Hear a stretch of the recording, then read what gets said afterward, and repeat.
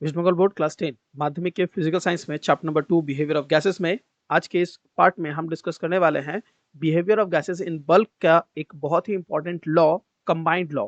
Boils और Charles law को मिलाकर ये लॉ बनाया जाता है और यही आगे नेक्स्ट क्लास में आइडियल गैस इक्वेशन पे कन्वर्ट होने वाला है। आज के इस लॉ को अगर आप समझ जाते हैं तो आइडियल गैस इक्वेशन आपके लिए बहुत ईजी हो जाएगा समझना। तो चलिए आज का क्लास स्टार्ट करते हैं, डिस्कस करते हैं कंबाइंड लॉ पर।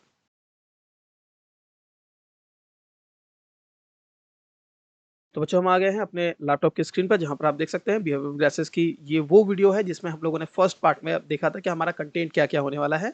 Behaviour gases in the bulk, इसमें हम लोगों ने बेसिक प्रॉपर्टीज को, बॉयल्स लॉ को, चार्ल्स लॉ को डिस्कस कर लिया है अपने पिछले वाले वीडियोज में। इस तरह से टोटल 4 पार्ट बन चुके हैं, ये 5th पार्ट है। आज हम डिस्कस करेंगे कंबाइंड लॉ के बारे में। तो कंबाइंड लॉ को डिटेल में डिस्कस किया जाएगा आज के इस वीडियो में। चलिए शुरू करते हैं कंबाइंड लॉ का डिस्कशन। बच्चों आप लोगों ने अब तक जो पढ़ लिया है वो है बॉयल्स लॉ। तो आज के इस पूरे डेरिवेशन को जब एग्जाम में पूछा जाता है कंबाइंड लॉ को, तो कंबाइंड लॉ को अलग से नहीं पूछा जाता है, बल्कि किस तरह से ये क्वेश्चन आता है चलिए उसे देखते हैं। बॉयल्स लॉ, तो बॉयल्स लॉ में हम लोगों ने एक स्टेटमेंट पढ़ा था कि प्रेशर और वॉल्यूम एक दूसरे से कनेक्टेड है। किस तरह से कनेक्टेड है? So volume is inversely proportional to the pressure. यहाँ पर आप लोगों ने देखा था कि टेम्परेचर और मास को कांस्टेंट मेंटेन करना पड़ता है। और जब आप लोगों ने चार्ल्स का लॉ पढ़ा तो चार्ल्स लॉ में आपने स्टेटमेंट किस तरह से पढ़ा था? चार्ल्स लॉ में आपने पढ़ा था volume is connected to the temperature and this is directly proportional. यहां पर आप प्रेशर और मास को कांस्टेंट मेंटेन करते हैं। लेकिन व्हाट इफ एक ऐसा सिचुएशन है जहां पर प्रेशर और मास दोनों ही चेंज है, वेरिएबल हो रहे हैं, तो इस कंडीशन में क्या होगा? तो बेसिकली यहां पर हम लोग जब इन दोनों को ही मूवेबल बना लेते हैं कि दोनों ही वेरिएबल्स है, चेंज होने वाले कंडीशन है, तब इन दोनों को हम कंबाइन करके इस तरह से लिख सकते हैं v is proportional to t by p। क्या हम लोगों ने लिखा? v proportional to t by p। अब ये t चूंकि यहाँ न्यूमरेटर में था और p यहाँ डिनोमिनेटर में था, जब हम लोगों ने कंबाइन किया तो ये न्यूमरेटर बन गया और ये p डिनोमिनेटर था, डिनोमिनेटर में ही रहा। इसे जब हम लोग फर्दर कन्वर्ट करेंगे, प्रोपोर्शनलिटी को इक्वल टू में कन्वर्ट करने पर हमेशा हमें एक कांस्टेंट इंट्रोड्यूस करना पड़ता है। हम लोगों ने कांस्टेंट यहाँ k ले लिया कि हमारा वो कांस्टेंट है, प्रोपोर्शनलिटी कांस्टेंट। ये k हमारा है proportionality constant, proportionality constant. Okay, के हमारा क्या लिया हुआ है? प्रोपोर्शनलिटी कांस्टेंट लिया हुआ है। तो जब हमारे पास ये फॉर्म आ चुका है कि v is proportional to t by p, यहां से हम लोगों ने इसे कन्वर्ट किया। v is equals to proportionality constant देने के बाद k into T by P, ये हमारा कन्वर्सन हो चुका है। यहाँ पर अब मैं जो करने वाला हूँ वो है बस एक मैथमेटिकल कैलकुलेशन। मैं इस p जो डिनोमिनेटर में है उसे दूसरे साइड क्रॉस मल्टीप्लाई कर दूंगा। जैसे मैं इसे क्रॉस में मल्टीप्लाई करूंगा, हमारा फॉर्म कुछ इस तरह से दिखने में बन जाएगा, P V is equals to K T. Okay, और फर्दर इस पर बेस्ड भी न्यूमेरिकल्स हमारे सामने आते हैं। आज हम की क्लास में हम लोग सिर्फ थ्योरी पढ़ने वाले हैं, न्यूमेरिकल नहीं पढ़ने वाले हैं। तो पीवी इज इक्वल्स टू केटी हमारे पास बन के चला आया।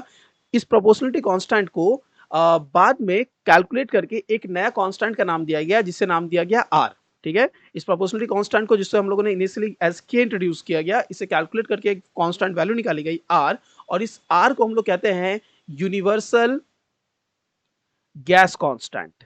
गैस कांस्टेंट, ये आर बहुत इंपॉर्टेंट है। ये आर कहां से आया?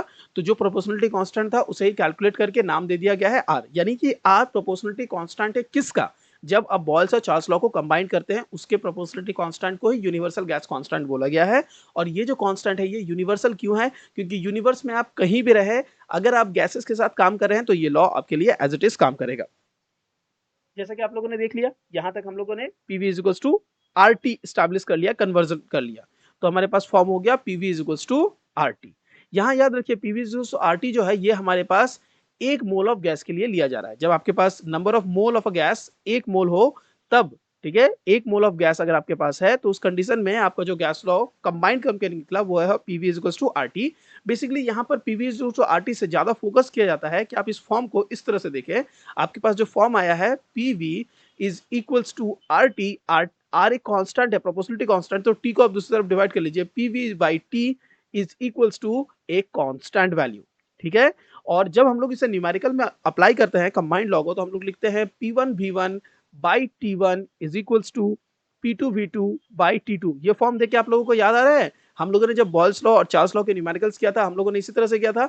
बॉयल्स लॉ में हम लोगों ने लिखा था P1 V1 is equals to, okay wait a minute, P1 V1 is equals to P2 V2, क्योंकि हम लोगों ने बॉयल्स लॉ मेंशन किया है। जब हम लोगों ने चार्ल्स लॉ मेंशन किया तो हम लोगों ने उसे इस तरह से लिखा था, V1 is V1 divided by T1 is equals to V2 divided by T2, and we were going like this. तो ये बॉयल्स लॉ में हम लोगों ने यूज़ किया था, ये हम लोगों ने चार्ल्स लॉ में आगे यूज़ किया हुआ है, इस तरह से फॉर्म हम लोगों ने पहले भी देख रखे हुए हैं। तो ये हमारे डिफरेंट फॉर्म्स थे जिसके बारे में हम लोगों ने ऑलरेडी डिस्कस कर किया हुआ है। आपको ये बात क्लियर हो चुकी है यहाँ से कि आप जो हमारा कांस्टेंट यूनिवर्सल गैस कांस्टेंट है आर वो क्या होता है और बॉयल्स और चार्ल्स लॉ को कंबाइन करके जो फॉर्म मिलता है जिसके बेस पे न्यूमेरिकल्स पूछे जाते हैं उसके लिए मैथमेटिकल फॉर्म क्या है वो है ये। तो ये था हमारा आज का वीडियो। हम लोगों ने आज के इस वीडियो में behaviour of gases in bulk के कंबाइंड लॉ को देख लिया। आने वाले क्लासेस में हम लोग इसे कन्वर्ट करने वाले हैं आइडियल गैस इक्वेशन में। मिलते हैं अगले वीडियो में। Till then do take care.